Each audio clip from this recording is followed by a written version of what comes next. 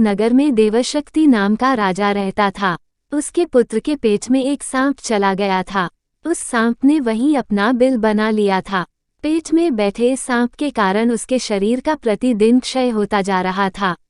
बहुत उपचार करने के बाद भी जब स्वास्थ्य में कोई सुधार न हुआ तो अत्यंत निराश होकर राजपुत्र अपने राज्य से बहुत दूर दूसरे प्रदेश में चला गया और वहां सामान्य भिखारी की तरह मंदिर में रहने लगा।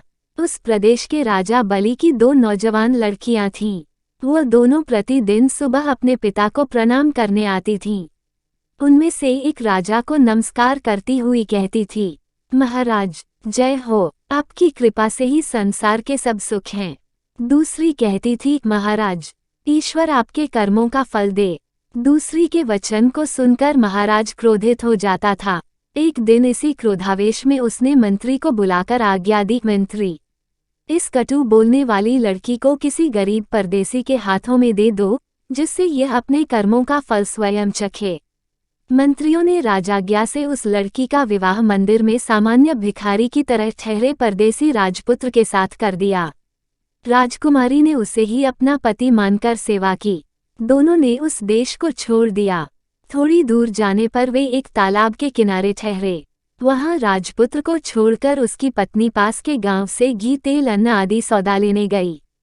सौदा लेकर जब वह वापस आ रही थी तब उसने देखा कि उसका पति तालाब से कुछ दूरी पर एक सांप के बिल के पास सो रहा है। उसके मुख से एक फनियल सांप बाहर निकलकर हवा खा रहा था। एक दूसरा सांप भी अपने बिल से निकलकर फन फैलाए वहीं बैठा था। दोनों में बातचीत हो रही थी।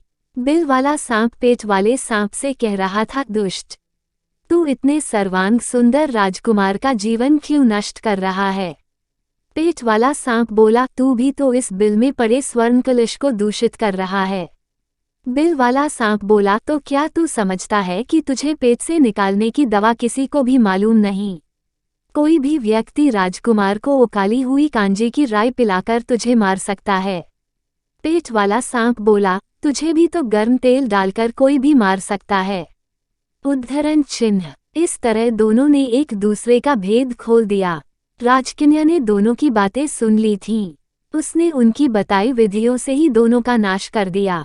उसका पति भी निरोग हो गया और बिल में से स्वर्ण भरा कलश पाकर गरीबी भी दूर हो गई। तब दोनों अपने देश को चल दिए। राजपुत्र के माता पिता दोनों ने उनका स्वागत किया। वीडियो अच्छा लगे तो लाइक और चैनल को सब्सक्राइब कर देना, क्योंकि अगला वीडियो आने से आपको सबसे पहले पाए।